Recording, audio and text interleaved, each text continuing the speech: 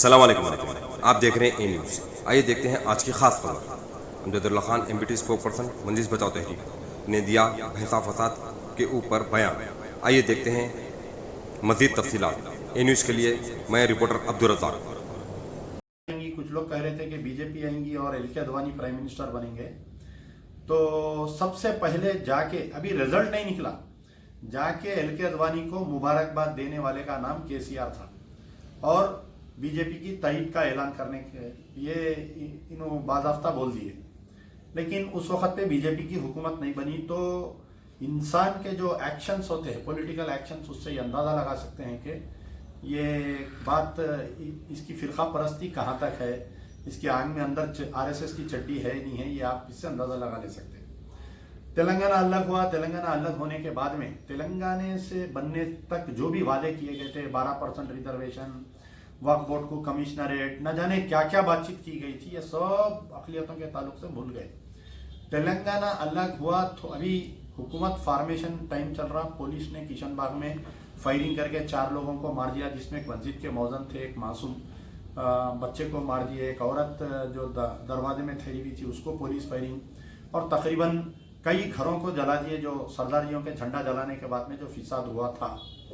उसके बाद में कमीशन बैठा। आज की तारीख तक 7 साल होने को आ रहा है। वो कमीशन की रिपोर्ट जो है ऐवान असेंबली में पेश नहीं की गई। फिर दूसरी मरतबा 12% रिजर्वेशन मुसलमानों का भूल गए, वो रिजर्वेशन नहीं दिए। आज तक क्या हुआ, वो गालिब की महबूबा का वादा हो गया वो। उसके बाद में आलियर एनकाउंटर पे देखिए आप, दिन दिवाले अदालती तहवील में 5 मुस्लिम बच्चों को तेलंगाना पुलिस ने एनकाउंटर करके शहीद कर दिया, मार दिया। उसके बाद में कमीशन बैठा, आज 7 साल हो गया, कमीशन की रिपोर्ट आज तक नहीं आई। वक्फ बोर्ड का देखे तो आज दफ्तर 3 साल से बंद पड़ा हुआ है। यानी कहीं ना कहीं हमको ऐसा महसूस हो रहा है कि केसीआर जो है सॉफ्ट हिंदुत्व की पॉलिसी अपनाते हुए चल रहे हैं। चाहे वो सदर जमहूरिया का इलेक्शन में बीजेपी की तायद, नायब सदर जमहूरिया के इलेक्शन में बीजेपी की तायद, आपके वैट के ऊपर बीजेपी की तायद, आर्टिकल 370 में बीजेपी की तायद, जुल्म की इंतहा, शरीयत में मदाखलत हो गया, ट्रिपल तलाक बिल पे भी टीआरएस बीजेपी के साथ है। 2014 में इलेक्शन आया, फिर 2018 में इलेक्शन आया, 1 साल पहले प्रीएम्प्ट इलेक्शन कराए। तो यहाँ पर जो है मुस्लिम क़यादत और मुस्लिम उलमा मशाइखीन तो जब दूसरी मरतबा तायद कर रहे थे तो इनमें हिम्मत नहीं हुई कि भाई आप 5 साल में मुसलमानों के साथ इतना जुल्म करे, बजट कम कर दिए, इनकाउंटर कर दिए, आईएसआईएस के नाम पे तालाब कट्टे के मोगलपुरे के कई बच्चों को जेलों को डाल दिए, फिर पुलिस जुल्म का शिकार रहा।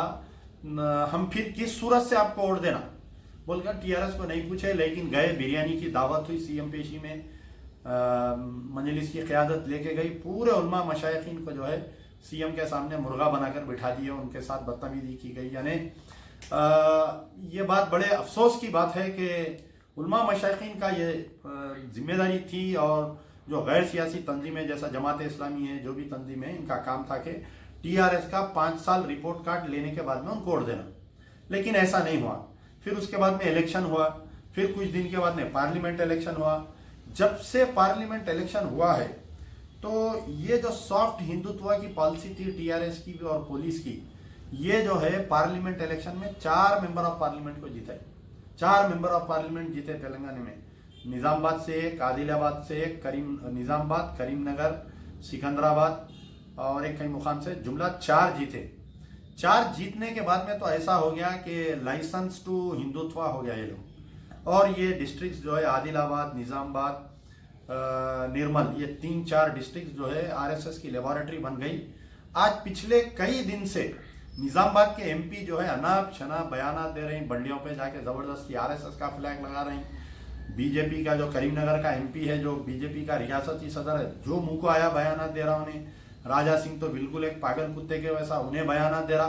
तो टीआरएस गवर्नमेंट कहीं भी कुछ भी नहीं कर रही। वजीर दाखिला बहैसियत मुसलमान, नाम के वजीर दाखिला हैं, उनकी एक कांस्टेबल भी नहीं सुनता। चीफ मिनिस्टर साहब कुछ बोलते नहीं हिंदुत्व के अगेंस्ट में। केटी रामाराव साहब की तो यह हालत है कि कोई अगर हिंदुत्व के ताल्लुक से आप ट्वीट करें तो उन्हें जवाब भी नहीं देते। कोई मुस्लिम मसाइल पर उनको इंटरेस्ट नहीं है। होने वाले चीफ मिनिस्टर अपने आप को दावा करने वाले बगैर अक़लियतों को साथ लेकर चल के कैसा सीएम बनते, ये मुझे नहीं मालूम। अब ये केसीआर साहब को, टीआरएस को अच्छा अंदाजा हो गया कि सिर्फ हम खाली मजलिस इत्तेहादुल मुस्लिमीन की क़यादत को अगर हम हाथ पे रख लेंगे तो पूरे आवाम को हम बेवकूफ़ बना सकते हैं, मुसलमानों को हम बेवकूफ़ बना सकते हैं। कुछ ही दिन पहले भैंसे में फिसाद हुआ जिसके अंदर तकरीबन 27 गाड़ियों को जलाया गया और आपके 14 मकानों को, अक़लियती मकानों को जलाया गया, 27 गाड़ियों को जलाया गया। उस वक़्त भी एक मस्जिद पर हमला किया गया। तो आपको मालूम होगा कि इज्तिमा चल रहा था निर्मल में, तमाम भैंसे के लोग निर्मल गए हुए थे। रात का फ़ायदा उठा के इलेक्शन का, ये बल्दिया इलेक्शन से पहले बीजेपी ने एक ऐसा वाक़या पेश आया और उसका फ़ायदा हुआ बीजेपी को बल्दिया इलेक्शन फिसाद का। लेकिन कहीं ना कहीं पुलिस खामोश रही, मुस्लिम बच्चों को गिरफ्तार करे भैंसे का फिसाद के बाद में। माजूर जो बच्चा है 2 हाथों का, उसको बंडमबाजी के अंदर गिरफ्तार करे, सगे 2 भाइयों को गिरफ्तार करे, जिसकी वजह से उनके वालिद पहले इंतकाल हुआ, बाद में उनकी वालिदा का इंतकाल हुआ। बच्चे 3 महीने यानी अपने वालिदैन की मौता में भी शरीक नहीं हो सके। फिर 3 महीने के बाद में बच्चों की बेल हुई तो तकरीबन 160-170 मुस्लिम बच्चों को गिरफ्तार किए। एक तरफा गिरफ्तारी हुई, एक तरफ टीआरएस खामोश है, दूसरी तरफ जो तंजीमें हैं जिन्होंने मदद की टीआरएस को वो खामोश है, मजलिस की क़यादत खामोश है। ये हिम्मत अफजाई हुई चंद दिन से, जब से रमज़ान चालू हुआ, लॉकडाउन चालू हुआ। कहीं ना कहीं बीजेपी चाह रही थी कि कुछ बड़ा फिसाद करने की कोशिश कर रहे हैं, जिसका कल रात में इसका एक छोटा सा का एग्जाम्पल हुआ। जब वक्फ बोर्ड की तरफ से, हुकूमत की तरफ से इस बात की इजाज़त है कि 5 आदमी नमाज पढ़ सकते हैं, इशा की जब नमाज हो रही तो एक शराब के नशे में कुछ लोग जमा होकर वहाँ पर मस्जिद में पथराव करते हैं। मस्जिद पे पथराव करते हैं, मस्जिद के बाहर ठहर के गड़बड़ करते हैं। मस्जिद की कमेटी, वहाँ के मुसल्लियान पुलिस को बुलाते हैं। उनको पुलिस लेके जाना था, जब ही उनको लेके जाके एनकाउंटर कर देना था, मार देना था उनको, पुलिस नहीं की। लेकिन जब पुलिस उनको गिरफ्तार करने की कोशिश करी और मजीद लोग जमा होके वहाँ पर एक लड़का ठहरा हुआ था, उसके ऊपर हमला किए, उसको जख्मी कर दिए। उन्हें अभी भी सीरियस है, उन्हें कोई एक्शन नहीं, एक गिरफ्तारी नहीं हुई अभी तक। एसपी निर्मल क्या कर रहे हैं, डीजीपी क्या कर रहे हैं, आईजी क्या कर रहे हैं, होम मिनिस्टर क्या कर रहे हैं, केटी रामाराव साहब क्या कर रहे हैं, एक बयान नहीं है। कल से शदीद बच्चा जख्मी हो गया, सीरियस हो गया, अभी तक कोई बयान नहीं है।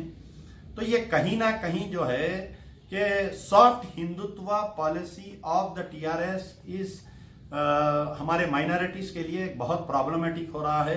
यहाँ पर वक्त है कि माइनॉरिटीज़ अपना मुहासबा करे और यहाँ पर मुहासबा करके टीआरएस से दूरी अख्तियार करें।